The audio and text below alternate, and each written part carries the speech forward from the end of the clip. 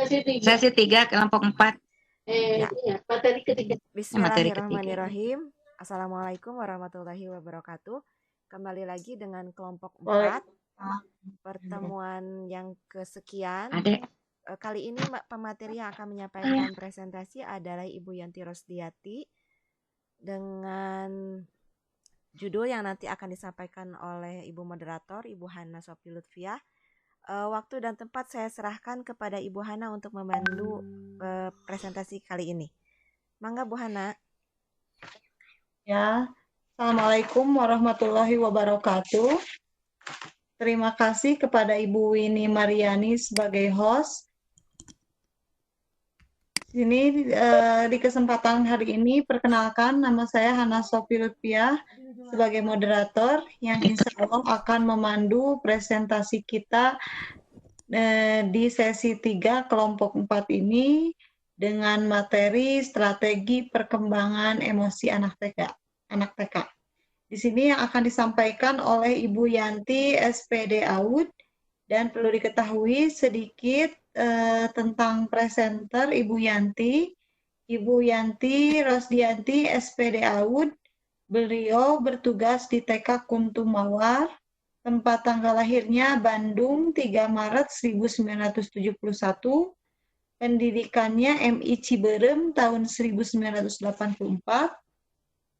SMP Muhammadiyah tahun 1987, SMEA Muhammadiyah tahun 1990, PGTK Tadikapuri tahun 2005, PGTK UT tahun 2013.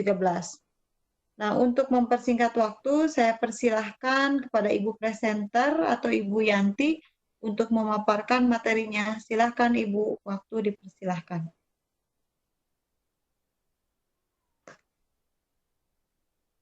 Bu Yanti, mendengar? Bu Yanti, masih ada? Ya, silahkan Bu Yanti untuk memaparkan materinya.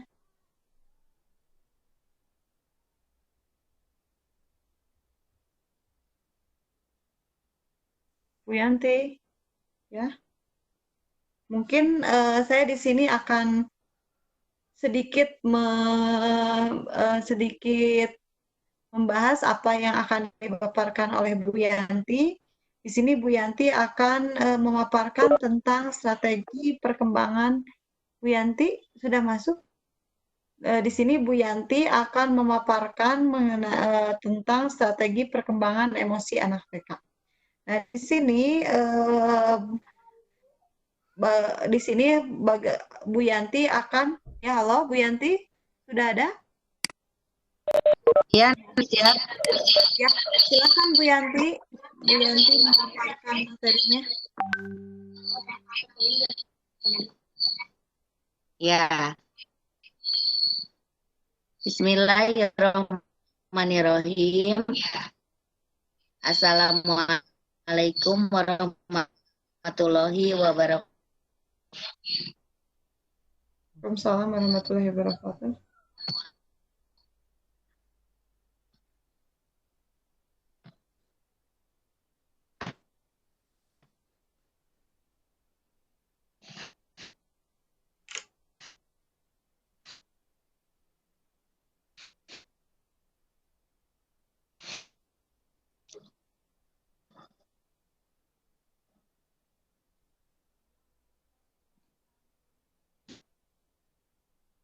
Ya, Bu Yanti. Ya, Ibu host, Ibu Hana Sofi Lutfiah, juga kepada moderator Yani.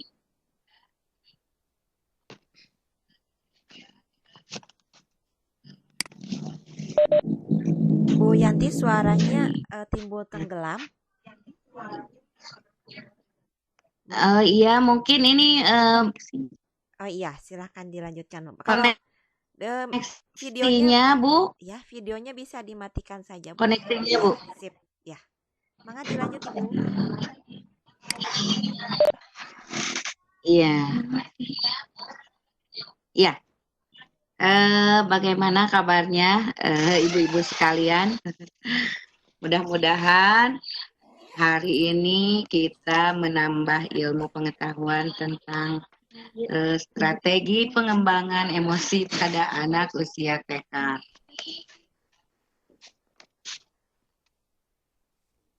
Iya, udah ngangge ini koneksi. HP HP. Iya.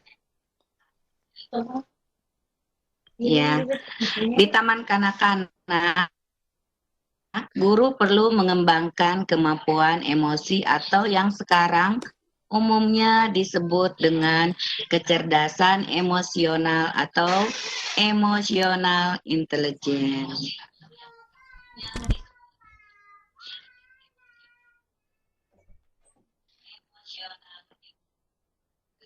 Apa yang dimaksud dengan kecerdasan emosional? Nah, kecerdasan emosional ini merupakan kemampuan emosi yang sangat tinggi dan cerdas, sehingga seseorang mampu berbuat sesuatu yang tepat dan berhasil, bahkan dapat menyesuaikan diri dengan situasi yang terjadi sekarang dan masa mendatang. Kecerdasan emosional perlu dipupuk dan dikembangkan pada diri seseorang anak, karena kecerdasan ini merupakan bagian dari kepribadian manusia dan langsung berhubungan dengan perilakunya. Untuk itu, taman kanak-kanak sebagai salah satu bentuk pendidikan prasekolah dapat menjadi dasar pembentukan pribadi anak, sekaligus tempat pengembangan kecerdasan emosional. Walaupun sebagian besar anak berada di lingkungan keluarga, namun demikian TK dapat ikut membantu pengembangan kecerdasan ini.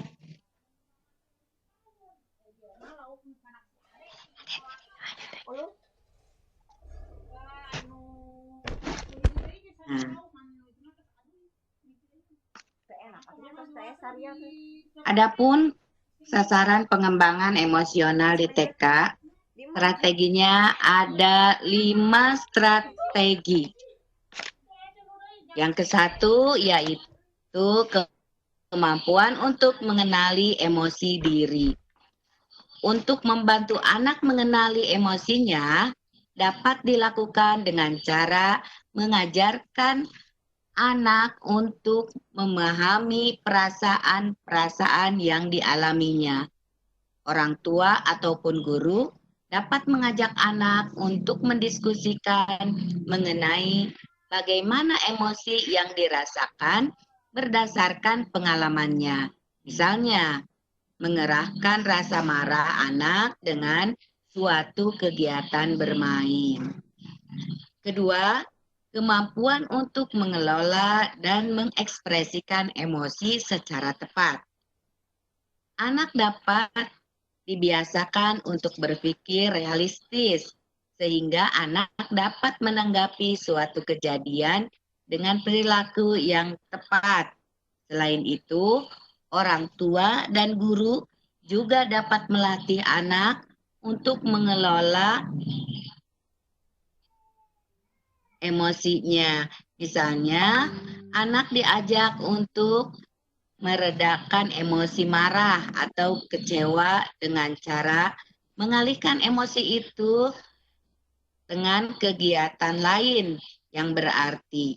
Misalnya, dengan menggambar. Kemampuan untuk memotivasi. 3. Kemampuan untuk memotivasi diri. Pengembangan kemampuan untuk memotivasi diri didorong oleh kemampuan anak dalam menyelesaikan masalah.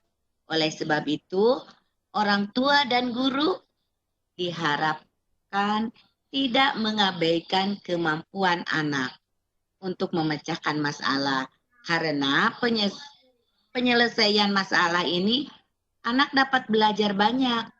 Optimasi anak membuat anak tidak cepat putus asa. terbiasa untuk berpikir positif dan memiliki kecenderungan melihat sisi cerah terhadap suatu situasi. Misalnya, saat anak kecewa karena tidak dapat mengerjakan sesuatu, ajaklah anak untuk bermain dengan menyusun balok-balok yang lebih mudah dan dapat dilakukan oleh anak. Jadi di sini ketika kita mengalihkan emosi anak itu, bawalah anak kepada permainan-permainan yang mudah. Jangan diberikan ke permainan-permainan yang lebih sulit atau karena dia juga sedang mengalami emosi.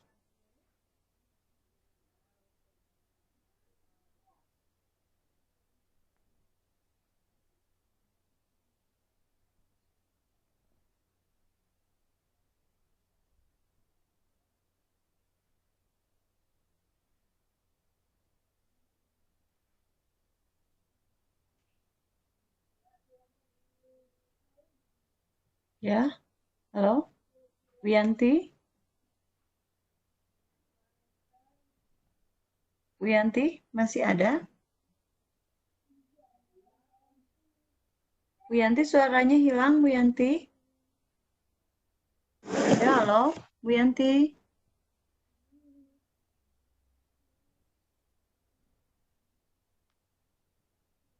yang tidak stabil ya. Yang keempat, untuk memahami peranan keterampilan anak, maka upaya pengembangan empati dan kepedulian sangat. Yang keempat, kemampuan untuk memahami perasaan orang lain. Untuk mengembangkan keterampilan anak dalam memahami perasaan orang lain, maka upaya pengembangan empati dan kepedulian terhadap orang lain menjadi sangat penting. Anak sebaiknya mendapatkan pengalaman langsung dalam kehidupan nyata untuk merasakan perasaannya tersebut. Ya, seperti si anak itu dibawa jalan-jalan misalkan. Di tengah jalan misalkan ada pengemis. Nah, atau ada bertemu dengan anak-anak yang sedang mengamen. Bagaimana kita sebagai orang tua atau guru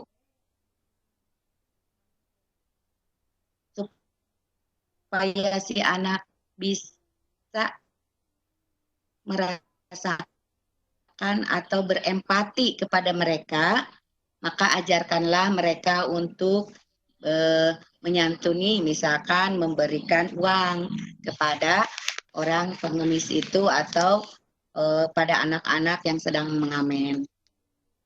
Yang kelima, kemampuan untuk membina hubungan dengan orang lain. Latihlah anak untuk bergabung dengan anak yang lain, bermain, berkelompok, dan melakukan kerjasama. Pengalaman ini akan sangat berarti bagi anak untuk kehidupannya di kemudian hari. Contohnya, biarkanlah anak untuk bermain dengan anak sebayanya, dan perhatikanlah serta arahkanlah cara bermain anak sehingga ia tidak mendominasi atau dikuasai anak yang lain.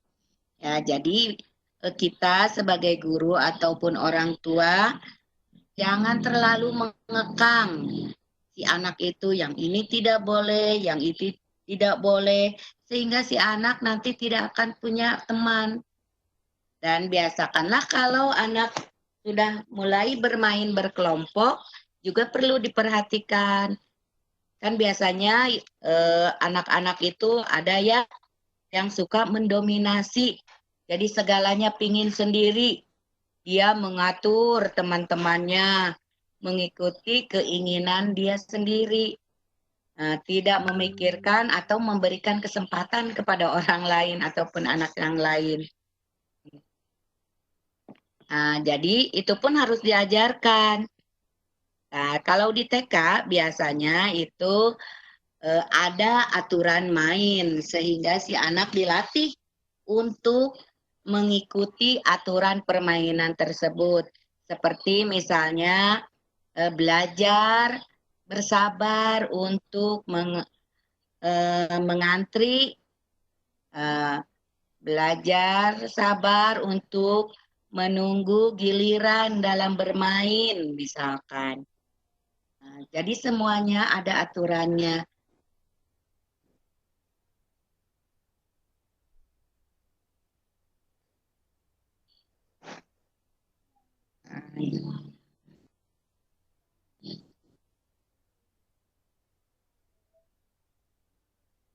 Nah, sekian. Terima kasih atas perhatiannya. Dan sebelumnya, kalau ada yang mau bertanya ataupun sharing, mangga. Dan untuk waktu dipersilahkan kepada Ibu Moderator. Ya, terima kasih Ibu Yanti, pemaparannya sangat bagus sekali. Silahkan Ibu Bapak Guru hebat, bila ada pertanyaan atau masukan atau sharing, boleh ditunggu masukan sharingnya atau pertanyaannya, silahkan.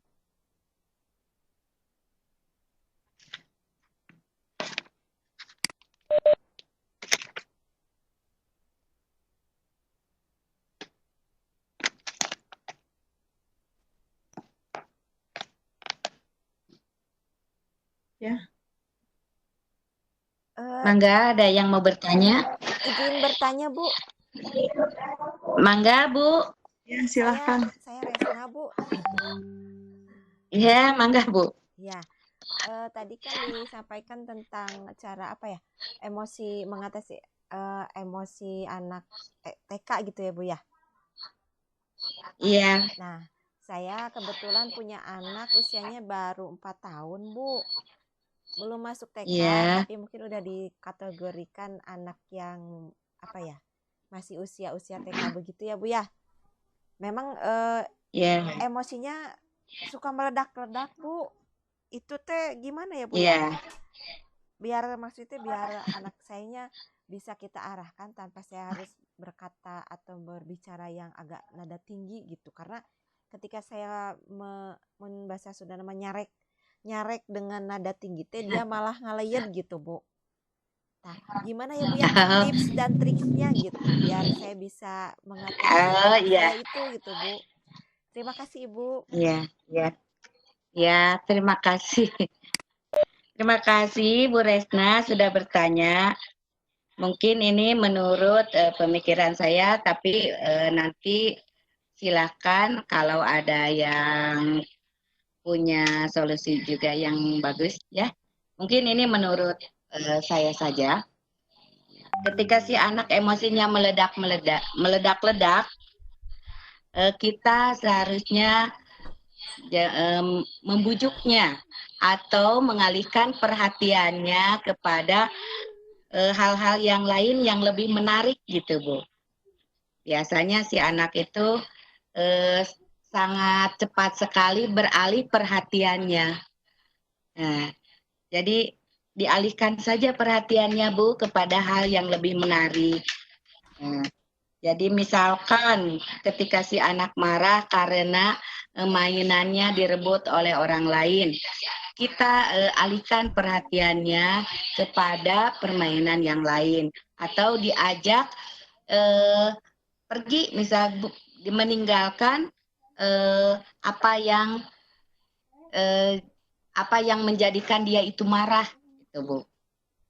Diajak pergi gitu. Atau dialihkan perhatiannya seperti itu, Bu. Bagaimana? Oh, dialihkan bagaimana?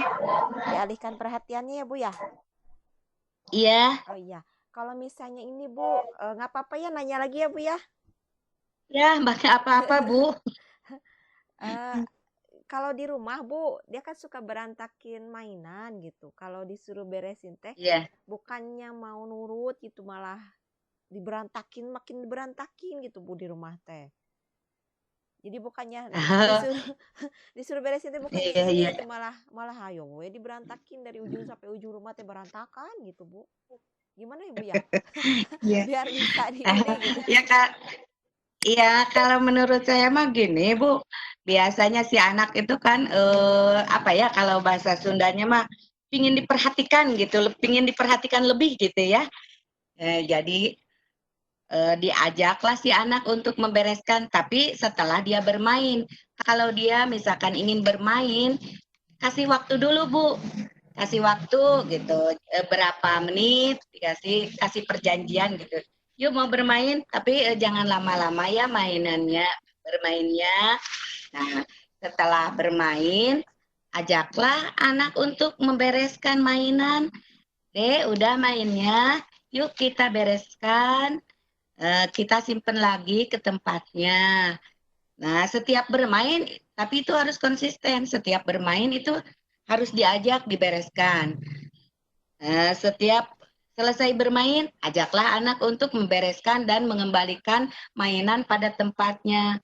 Biasanya di TK seperti itu, Bu. Mudah-mudahan itu juga berhasil. Mungkin ada yang lainnya juga, silakan. Ada yang mau nambah? Silahkan Bu, Bapak. Gimana Ibu? Ya, sudah puas dengan jawabannya Bu Yanti, Bu? Sudah puas, tapi saya mau nanya lagi, biarin.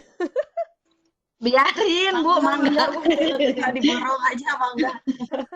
Mumpung Silakan, ada ahli pakar TK gitu Bu. Kalau saya kan ngajar di Aduh, SD, malu. ngajar di SD gitu. Jadi kalau misalnya beda ya perlakuan kita terhadap anak SD sama anak TK itu beda gitu ya Bu ya. Terus kalau misalnya saya lihat juga kesabaran guru TK itu lebih tinggi gitu dibanding saya yang guru SD gitu. Sebentar Bu, ada anak saya nanya. Iya. Apa sayang? Berisik. Nggak boleh berisik ya. Ya, diam ya. Diam ya. Nah terus gini Bu, saya kan mau bertanya juga kalau misalnya biasanya gitu ya Bu ya, kalau anak yang ditinggalkan oleh ayahnya gitu dari kecil Bu agak berbeda dari anak-anaknya gitu. Saya mau nanyanya seperti ini gitu.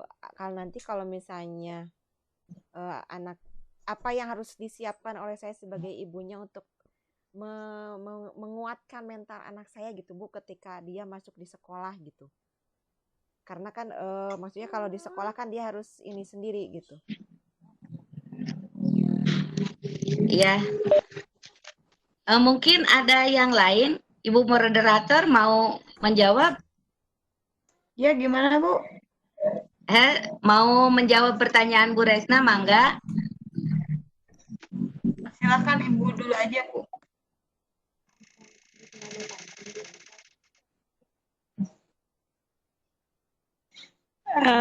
Boleh menambahkan sedikit? Silakan. Iya, Silakan, mangga. Oh iya. Silakan Bu. Cek, suara saya gimana? Sudah bagus Bu, ngenclong Bu, silahkan. Ngenclong. Tadi yang ditanyakan Neng Resna itu seperti apa ya tadi kan bapaknya apa tadi belum tidak begitu menyimak.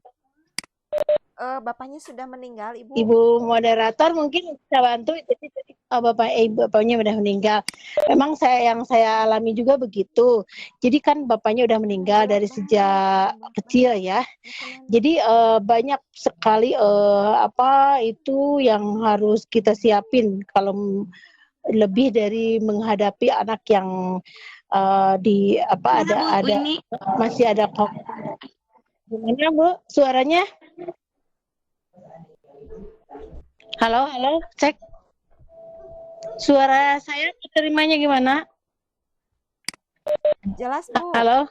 Jelas. Oh iya. Jadi teruskan ya. Jadi anak yang tidak ada udah meninggal ya bapaknya itu. Jadi kita harus pertama kita diamanati oleh Allah gitu. Kita punya anak yatim ya. Itu besar sekali pahalanya. Jadi anak yatim itu menggoda sekali. Jadi mungkin itu kepada diri kita juga sendiri ya bahwa ini ujian kita amanat dari Allah ini. Jadi kita siapkan mental. Jadi kalau anaknya mental atau ininya berlebih daripada anak yang masih komplit ada mama dan bapaknya kita masih ada anak masih ada mama dan bapaknya itu kasih sayangnya penuh begitu. Jadi beda lagi dengan anak yang sudah tidak punya ayah. Jadi kasih sayangnya berkurang ya. Jadi berkurang, tidak ada ayah. Jadi kita siapkan mental. Pertama kita ingat ya, itu anak yatim. Kita diamankan oleh Allah kepada anak yatim itu bagaimana sikap kita. Jadi meskipun memang menggoda, Bu, anak yatim itu menggoda. Nah itu jadi pahala buat kita.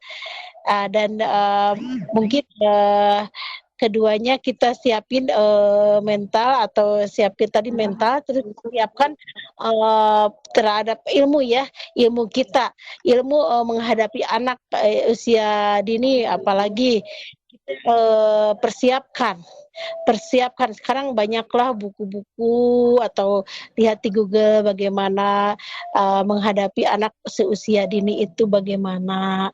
Nah begitulah kalau pengalaman saya, Bu. Jadi pertama kita kepada Allah, tanggung jawab kita kepada Allah, apalagi anak yatim, begitulah, Bu. Mungkin begitu, Neng Resna yang tadi yang bertanya. Mungkin pengalaman saya begitu. Iya Bu, memang katanya kalau anak Ya, yatim bagaimana ya, Bu Resna? ya kalau anak yatim memang kita butuh apa ya, perhatian ekstra begitu ya, karena mungkin satu perhatian sudah tidak ada gitu. Cuman ya saya khawatirnya nanti kan di sekolah beda lagi ya Bu ya, dengan di rumah gitu. Khawatirnya nanti di sekolah kita tidak bisa menjaga mulut anak-anak tiap satu-satunya gitu. Takutnya ada yang bilang seperti apa, nanti jadi menjatuhkan mental anaknya gitu. Seperti itu Ibu. Tapi mungkin saya percaya sih kalau guru-guru di TK lebih mengerti dan lebih paham bagaimana cara mengatasi anak-anak yang memang butuh perhatian lebih ya Bu ya. Iya begitu. Ya, terima kasih Ibu atas jawabannya. Mudah-mudahan nanti anaknya jadi anak yang solehah gitu. Di TK Bu. Ya, gimana? Amin ya rabbal alamin. Iya, terima kasih Bu Yanti jawabannya, sama Bu Itu jawabannya. Assalamualaikum. Ya, terima kasih. Terima kasih. Gimana, ada lagi yang mau bertanya atau mau sharing? Menambah lagi Ibu moderator. Silahkan Bu. Jadi silahkan. Kalau sebelum masuk ke TK itu, jadi ada kejadian awal. Jadi awal status awalnya bagaimana sebelum masuk ke TK. Jadi ditulis oleh Ibu Guru TK itu, ditulis status awalnya bagaimana anak ini sebelum masuk TK. Kan itu ada kalau statusnya sudah ada ya, misalnya ayahnya meninggal. Nah ini juga sudah jadi tanggung jawab guru-guru, bagaimana melihat kalau menghadapi anak yang sudah tidak ada ayahnya, kan berbeda dengan yang lainnya. Itu sudah disiapkan karena ada catatan awal tadi. Jadi disekolahkan itu supaya anak itu bersosialisasi dengan yang lain dan menghadapi ibu gurunya. Jadi ada situasi yang baru buat anak itu, bagaimana menghadapi bagaimana menghadapi mamahnya di rumah mah begini, kalau ditambah lagi dengan ibu gurunya. Nah, jadi di sini mungkin ditanamkan oleh ibu gurunya, kalau misalnya sama anak yang yatim ini ya, tadi pertamanya ibu gurunya juga harus dapat ilmunya juga, bagaimana cara menghadapi anak yang begini. Terus si teman-temannya juga, atau ke teman-temannya yang lain. Jadi si anak itu ke teman-temannya akan menggoda juga, akan sikapnya itu lain daripada yang lain. Super ya, kalau aktifnya itu super gitu. Jadi menggoda juga kepada teman-temannya juga. Anaknya itu kan punya mencari perhatian. Di sini si anak yatim itu mencari perhatian ke siapapun, ke temannya, ke ibu gurunya. Nah, di situ ibu gurunya juga harus persiapkan ilmunya bagaimana. Tentunya kembali lagi karena ibu guru di sekolah adalah orang tua juga. Nah, itu siapkan lagi mental ibu gurunya, tambah lagi ilmunya dengan memperhatikan misalnya kalau Allah itu memberikan kepada kita meskipun itu anak orang lainnya tapi di sekolah itu anak kita juga. Nah, begitu sikap kepada anak yatim itu harus bagaimana, begitu orang tua seorang guru juga harus siapkan, harus persiapkan itu. Begitu mungkin masukannya. Ini juga ini juga pengalaman saya di sekolah ada anak yatim begitu. Begitu Ibu Yanti. Ya, Iya, terima kasih Bu. Ibu masukannya. Silahkan ada lagi yang mau bertanya atau yang mau memberi suara atau sharing, silahkan ditunggu. Masih ada waktu 15 sampai 10 menit lagi. 10 menit lagi ya. Iya, mungkin begini ya, tambahan juga dari saya. Karena si anak yang itu mah tidak pernah melihat, tidak ada figur ya, tidak ada figur ayah gitu, sehingga segalanya kepada ibu atau kalau di sekolah kepada guru. Nah, jadi guru dan orang tua itu harus menyiapkan mental juga, kemudian menambah wawasannya juga tentang bagaimana menangani anak yang anak yatimnya karena ya mereka butuh perhatian yang lebih dari kita.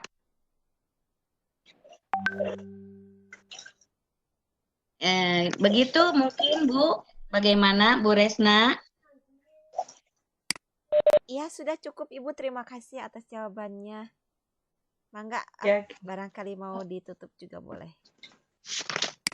Silahkan Ibu, Bu Yanti memberi kesimpulan materinya. Untuk kesimpulannya sedikit saja.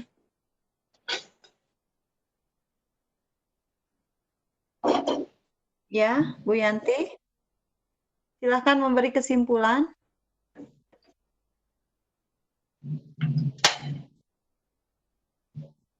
Halo. Halo, ya Bu Yanti, silahkan untuk memberi kesimpulannya sedikit saja.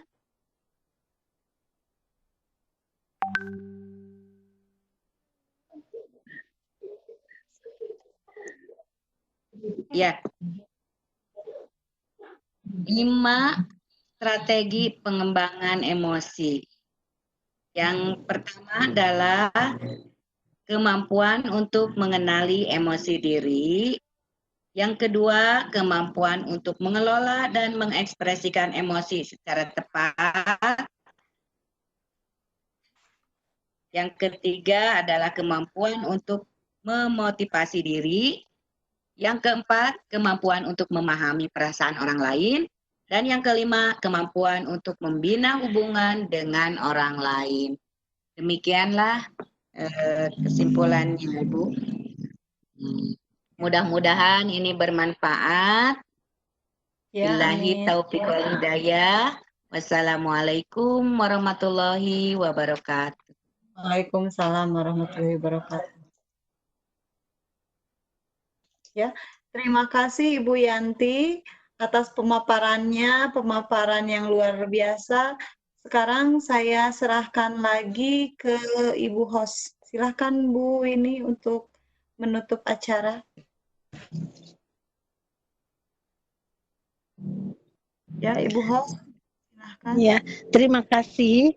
Dan kami ucapkan alhamdulillah acara pemaparan tadi yang disampaikan oleh Ibu Yanti dan kita diskusi, selama diskusi kita alhamdulillah diberikan kelancaran oleh Allah Subhanahu wa taala dan kita sudah menginjak kepada jam berapa ya sekarang.